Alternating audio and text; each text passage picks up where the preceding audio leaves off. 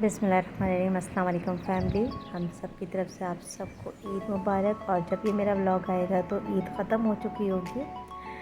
और ईद का first day तो सबके साथ यही सीन होता है, गोश्त कट वग़ैरह सब संभालना करना, हर चीज़ करनी होती है।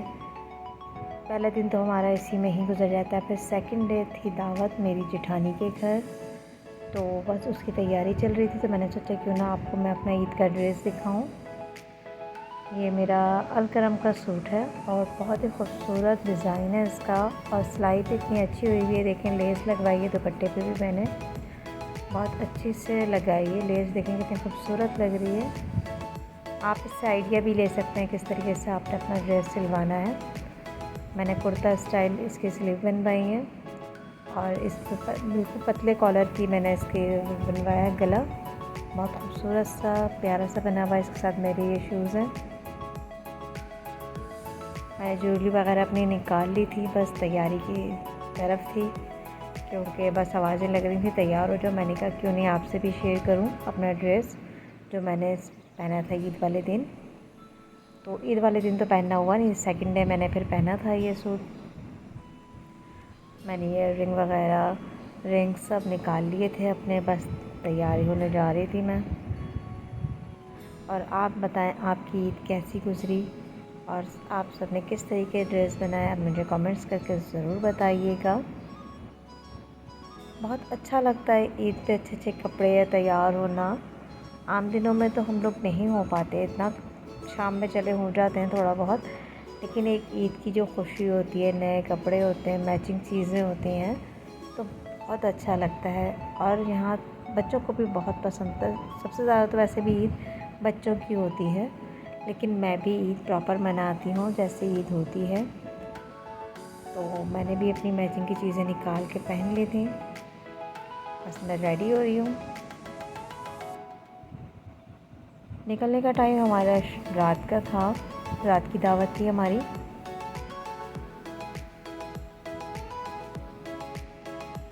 आप मुझे कमेंट्स करके ज़रूर बताइएगा आपको मेरी ये वीडियो कैसी लगी और मेरा ड्रेस कैसा लगा आप सबको। ये भी मैं रेडी जाने के लिए।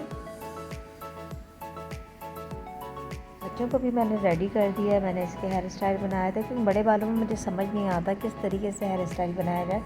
बस मैंने थोड़ी चुटियाँ बांध के बना दिया। ये मेरी बड़ी बेटी है माशाल्लाह से, ये भी रेडी हो चुकी हैं। बस हम निकल रहे हैं बस बाहर। तो मैंने कहा अपना लुक दिखाओ थोड़ा। ये छोटी बेटी है और हम पहुंच चुके हैं जहां हमारी दावत थी, जेठानी के घर। तो अभी कोई आया नहीं था, तो मैंने कहा चलो जल्दी से छोटी सी एक क्लिप निकाल लूँ आपको दिखाने के लिए। ये इनका किचन है, सामने 3 बेडरूम है और ये इनका लाउंज है। उसके सामने टेरेस था। ये इनका ड्राइंग रूम और डाइनिंग रूम इन्होंने साथ ही रखा हुआ है। और जहाँ से मैं एंटर हुई थी गेस्ट रूम वहीं था बराबर में ही। बस सब आ गए थे, बस 1 बाय 1। ये इनकी बेला है, बहुत प्यारी है और बच्चे बहुत लाइक करते हैं इसको। खाना भी यहाँ रेडी है, बस भाभी कही थी थोड़ा सा देख लो कैसा है सब कुछ। मैंने कहा माशाल्लाह बहुत ज़बरदस्त है। नमकीन गोश्त बनाया था, तंदूरी चिकन बनाया था और पुलाव बनाया था इन्होंने। यहाँ मैंने थोड़ी सी अदरक काट दी। कहते हैं ना शहीदों में अपना नाम लिखवा लो, काम तो सब उन्होंने ही करा था, बस अदरक मैंने काटी थी। और यहाँ टेबल लगा दी है हम लोगों ने खाने की। खाना इस रेडी क्योंकि सब आ चुके थे। तो बाकी फिर मैं आपसे अपने घर जाके मिलूँगी इंशाल्लाह। वो हो जाएगा ईद का 3rd डे। तो अब घर में है, घर में भी अब ज़ाहिर सी बात है दावत भी खा ली, अब घर में भी कुछ बनाना है। तो बच्चों को मेरा ना बस वो मैं पहाड़ी गोश्त बनाती हूँ और दम गोश्त बनाती हूँ ना, इन्हें बस यही पसंद है, कढ़ाई गोश्त, दम गोश्त। तो मैंने कहा ठीक है मैं दम गोश्त बना देती हूँ। तो उसके अंदर क्या करना होता है, बस गोश्त को धो के पानी में डाल दें, इसमें प्याज टमाटर चॉप करके डाल दें। मैंने इसमें 4 से 5 प्याज ली थी, दरमियाने साइज़ की, 4 टमाटर और लहसुन अदरक का पेस्ट 2 टेबल स्पून के बराबर ये मैंने इसमें डाल के इसको पकने के मैंने इसमें ऑयल नहीं डाला है अभी ना, ऑयल मैं लास्ट में डालूँगी। नमक डाल दूँगी इसके अंदर मैं, और इसमें जाएगा लाल मिर्च पाउडर, हल्दी पाउडर जाएगा इसके अंदर, 2 टीस्पून मैंने लाल मिर्च पाउडर डाला है। कुटी लाल मिर्च मैंने इसके अंदर डाली है 1 टीस्पून। हल्दी जाएगी इसमें 1/2 टीस्पून। बस इसको मैं जो है ना कवर करके रख दूँगी बस पकने के लिए, इसको मिक्स करके। अब जब तक ये गलेगा उसके बाद इसमें जो सामान जाएगा वो भी मैं आपसे शेयर कर दूँगी। बहुत इजी रेसिपी है, आप अपना ये चढ़ाएं और अपने दूसरे कामों में लग जाएं, आसानी से ये बन जाता है।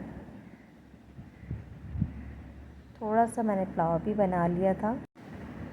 अचानक से हमारे घर आ गए थे गेस्ट, तो फिर ज़ाहिर सी बात है ये तो मैं अपने लिए हिसाब से बना रही थी, तो फिर मैंने फटाफट और दूसरा काम भी किया, कलेजी भी बनाई साथ में, और पुलाव भी मैंने चढ़ा दिया था। और अब जो इसमें जाएगा धनिया मैंने 1 टेबल स्पून लिया, ज़ीरा 1/2 टेबल स्पून। इसको मैं भून के इसका पाउडर बना के, मेरा गोश्त गल चुका है तो ये मैं इसमें डाल दूँगी बस।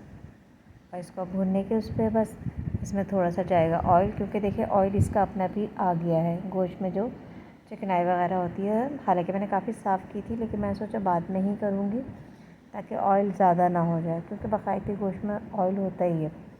दही डाल दिए मैंने इसके अंदर, इसको थोड़ा भुनेंगे हम। फिर इसके अंदर हम डालेंगे हरी मिर्चें और हरा धनिया। ये हमारा डन हो जाएगा। दूसरी साइड पे मैं दूसरी चीज़ें भी बना रही थी जल्दी जल्दी ताकि काम हो जाए फटाफट। तो उनकी रेसिपी तो मैं नहीं दिखा सकी क्योंकि वो रेसिपी ऑलरेडी मेरे चैनल पे है कलेजी वगैरह की, तो वो मैंने नहीं दिखाई। अगर आप कहेंगे तो मैं दोबारा से दिखा दूँगी।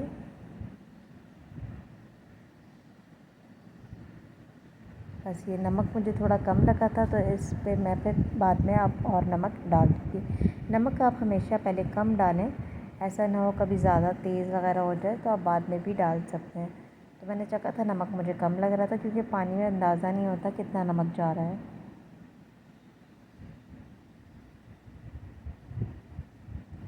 बस ये थोड़ी देर मैं इसको 10 से 15 मिनट पकाऊँगी, ये रेडी है।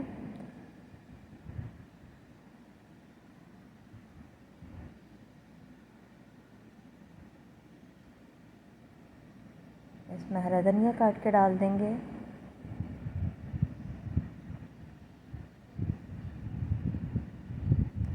और ये हमारा दम गोश्त तैयार है टेबल पे जाने के लिए। और पकाते पकाते भूख लगना शुरू हो गई थी। अब इसमें मैं कोयले का दम दे दूँगी।